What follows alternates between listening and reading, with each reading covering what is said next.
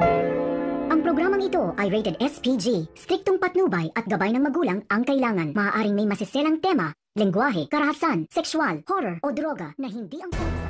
Maligayang pagbabalik mga kaibigan at welcome back sa ating munting channel. Narito ang inaabang-abangan nating magaganap sa Batang Quiapo. Abala ang mag-asawang si Pasing at Marsing na namimigay ng pera kapalit ang buto ng mga gerero. Ngunit hindi kumpleto ang pera na nasa loob ng envelope dahil kinukupitan ito ni Pasing. Hindi nagtagal may dumating na pulis sa kanila ni Pasing at pinaalam sa kanila na wala na ang kanilang anak na si Edwin. Sa kabilang banda, sa kampo ni Pilar, patuloy ang pakipagbakbakan ni Tanggol at Ramon. Natamaan man si Tanggol at ilang beses ito matumba, tumayo pa rin para labanan ang mga kalaban. At sa kabilang banda, tagumpay naman na nakaligtas sila Tinding, Marites at Alfredo sa kamay ni Pilar. Mabilis na nadampot ni Marites ang baril at ipinapaputok niya ito kay Pilar.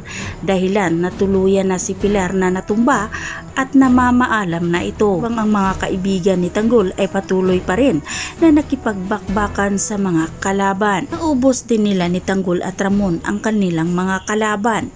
Nakita nila si Marites at Tinding, kaya naman agad niya itong dinala sa kanilang sasakyan at tinulungan. Talang sa mansyon ng mga Montenegro, kinausap ni Ramon si Tinding na magpahinga na lang muna sa kanilang mansyon at wag na lang umalis. Ngunit galit si Tinding kay Ramon dahil hindi niya pa rin matanggap ang ginawa ni Ramon kay Marites noon. Kinausap ni Ramon si Tanggol na mas mabuting manalo si Tanggol bilang mayor para maprotektahan ang kanilang negosyo. Para kay Tanggol ay hindi niya susundin si Ramon dahil tumakbo siya para matulungan ang mga tao at hindi sa kanilang negosyo. Ni Ramon si Don Julio, natutol nga daw itong si Ramon sa kanilang negosyo at wag na daw itong ituloy. Iginiit naman ni Don Julio kay Ramon na sa ayaw at gusto ni Tanggol ay papatuloy pa rin nila ang kanilang negosyo. Uminit ang ulo ni Tanggol nang marinig niya na nag-uusap si Ramon at Don Julio.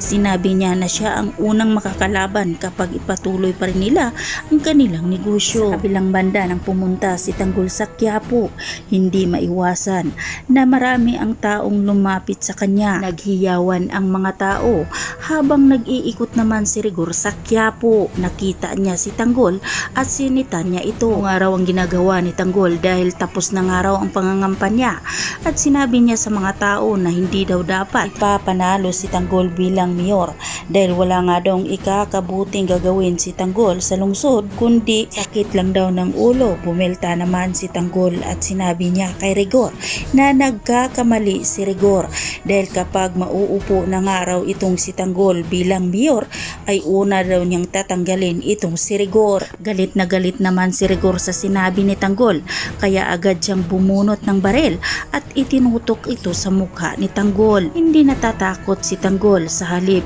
hinamon pa niya si Rigor na iputok na ang baril. Mga kaibigan, marami pa tayong aabangan na magaganap sa Batang Quiapo at wag po sana niyong kalimutan na i-like, i-share at pahingin na rin na isang subscribe.